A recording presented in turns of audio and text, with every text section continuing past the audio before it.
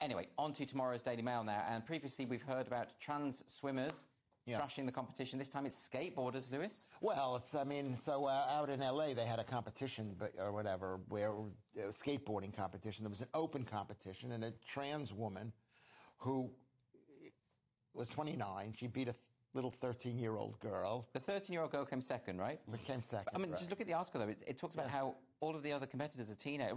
So was this trans woman identifying as a teenager as well? Yeah, she could have been. I mean, there's lots of ways you could be identified: by height, by weight, you know, how pushy their parents are to get them involved in something like this. I mean, I feel bad for the 13-year-old. I mean, this isn't fair, is it? So the winner won $500. And she got $250. And this has been highlighted by another female skateboarder called Taylor Silverman, who a couple of weeks ago, I remember she went online and showed how her last few competitions, she's literally lost thousands of dollars by being beaten by trans women. In the final, you don't just lose the prize money, you're losing sponsorship. And you know, they're like, and even in this competition, which is a much smaller one of the 6 competitors included a 10-year-old who came 5th, or as I call it, 4th.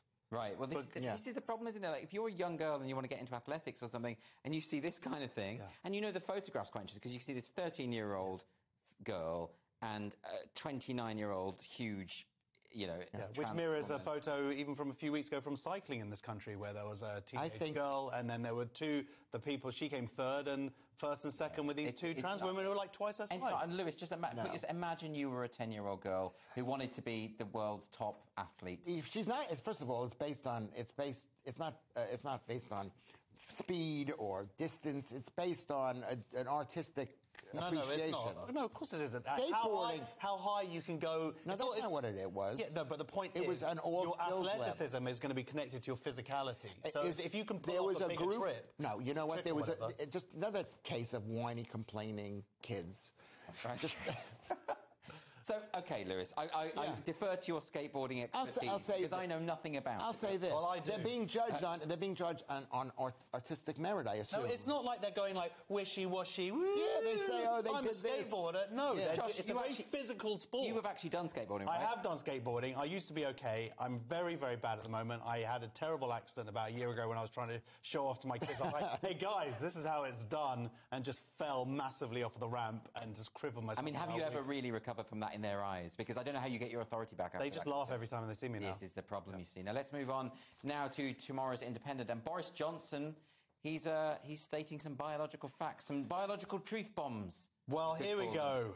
Boris Johnson says that a person cannot be born with a penis without being a man. And it's annoying because all of the things that Boris lies about, and this, and he gets this one right. And this is the one time he's telling the truth. So you know what the problem? And the other side are the ones who are lying. So the problem with this is, of course, that so many of the feminists who are rightly angry about what's going on here with gender identity ideology, now they're going to have to agree with Boris Johnson. They won't like that because they're all left wing. Yeah. You know, but he's right. Yeah. Right?